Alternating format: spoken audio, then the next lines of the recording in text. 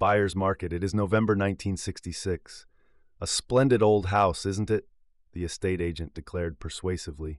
Just the thing for a large family with good taste. Not one of those modern boxes with no room to swing a. Do you have any pets, sir? Deep in his heart, Danny Adams agreed that the house was magnificent, but he also knew not to let his feelings show, not if a good deal was to be made. And so Danny tried to look mean and shrewd. But his was not a poker face, and it registered his emotions like he was an actor in those old black and white silent movies. He yearned for this big house, with its cornices, attics, endless nooks and crannies, and above all, the 30 by 40-foot living room that featured a 19-foot ceiling and a fireplace big enough for a bonfire. And there were also 10 acres of sweeping land, too, offering wonderful privacy. What a great place for the kids.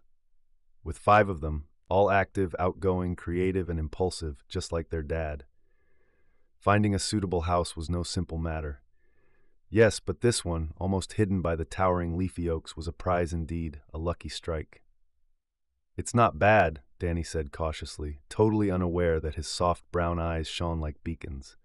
But after all, Mr. Ross, the place has been locked up for over 30 years, and what with all the stories and stuff, that would scare most buyers off. Everybody isn't as free from superstition as I am, you know. There's nothing to all that talk, the estate agent assured him. The owner just didn't care to rent or sell. He inherited the property at a fairly young age, but never actually lived there, most probably because it was just too big for one person living alone. That seems reasonable enough. One man in a 30-room house. Of course, he added quickly, seeing that a question was trembling on Danny's lips. It wants some work doing, but that's why the ad said it needs some attention. We thought a handyman would see it as a real bargain, whereas if we had to call in our regular contractors, we would not be able to offer you the keen price. Danny was indeed a remarkably good DIY man, having a knack for cabinet work, masonry, electrical wiring, and even plumbing. He looked forward with pleasant anticipation to the job of renovating the house. The family could stay in the old one, several hundred miles away, while he worked away in peace, making the house ready for them. And there was no need to even consult Angela. She knew his taste was impeccable. The estate agent and Danny agree on terms. There followed a period of intense activity, and the old house was put into order. Then there is the interesting puzzle of the mirror. The enormous mirror is set into the wall above the fireplace. The huge fireplace is intricately carved and decorated. The family move in and are enthusiastic about the house. The 5 children enjoy exploring its many fascinating storerooms, attics, cupboards, and crawl spaces. They kids range in age from 5 to 13. They walk, run, jump, and climb until they know every inch of the house. Although the mirror was very old, it gave a clear, undistorted reflection. And with his family grouped around a blazing fire, Danny talked with verve and imagination about the reflected world to be seen, in part, over the mantelpiece. The oldest boy, Jerry, who was more science-minded at 13, showed less interest until his father, with shrewd premeditation, raised the question, why are left and right interchanged in the reflection, but not up and down? This puzzle kept Jerry occupied for the rest of his father's story. But Judy, who was 8, had a complaint. The looking-glass room is just like ours, she pouted. Not really, Danny said. See the picture on the wall? In our room, the man's on the left. In there, he's on the right. Besides, he added quickly, aware that the distinction didn't impress her much, we don't know what's in the rest of the reflected house, through the archway, and in all the other rooms. They may be altogether different from this side of the mirror, and the ones who live in them may stay out of this room which we can see. The story will be continued tomorrow, Danny says. At 9:30. Now it's bedtime, except for Jerry. He gets his extra half hour. Not tomorrow, dear, Angela reminds him. We're going to the partners' meeting, remember, and we won't be back until midnight. Neither Danny nor his wife had any misgivings when they left the following evening.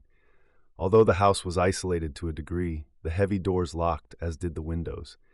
Jerry was a strong and responsible kid, and he would be left in charge. The next evening, when the parents were away, the 5 kids became fascinated by the big mirror. They all pulled together and held up a bedroom dresser mirror, which they had taken of its hinges in front of the big fire mirror in order to see into reflected areas in the mirror world out of normal view. When Danny and Angela came back into the house at 11:40 and saw the living room, she began to scream. Angela never stopped screaming. 2 days later, she died. And Danny was indicted for murder, but he believed it was a mercy killing.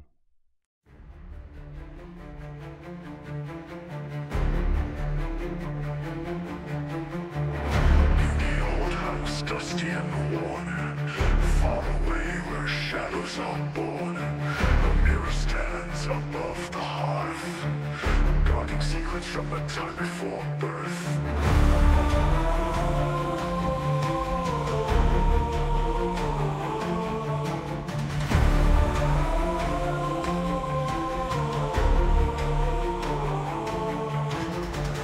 Young families step through the door, unbeknownst to the spirit's lore. Whispers linger in the cold night's air, hints of doom from the mirror stare.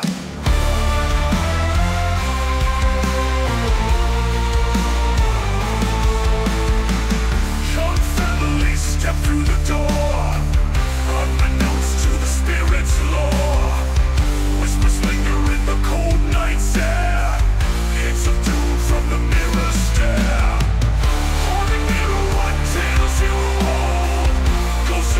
Your story unfolds. Specters dance in the moonlit gloom. In this house you seal their doom.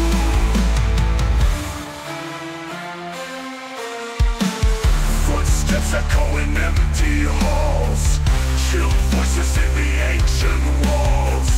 Cobwebs sway in the silent breeze. Fear grips tight past